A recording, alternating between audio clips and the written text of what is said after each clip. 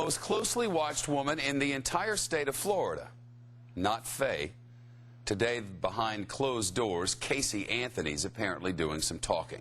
She's free now on $500,000 bond, the mother of that missing Florida 3-year-old Caylee Anthony.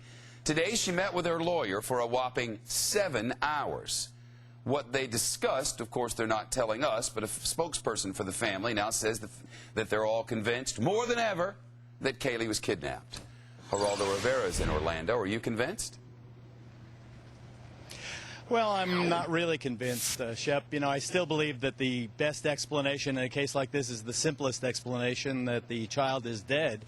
However, there are just enough anomalies that who can tell. We did get an exclusive interview with Jose Baez, Casey's attorney, shortly after that 7-hour marathon session in his office, one he described as productive. Here is Jose Baez.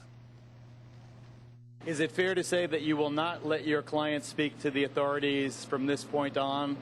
I will allow my client to speak with authorities the second they bring any leads or something that they want to do to help find Caylee. I won't allow them to prosecute her. That's not my job. But if they say, okay, Casey, tell us the truth about Caylee's whereabouts, would you allow them to ask that question? Well, the truth of Caylee's whereabouts and things of that nature, any information that she gives me that will help find Caylee, I'm going to pass that along to law enforcement. That's nothing we're withholding. So those types of questions won't be there'll be no need to ask those questions because I will immediately forward those on to them. Did she lie initially to the authorities, as seems apparent? I mean, you're asking me a question that I simply can't answer. Those are current criminal charges, and I'm going to lay that out in a courtroom. You want to know my answer, Geraldo? You're going to have to wait for my opening statement.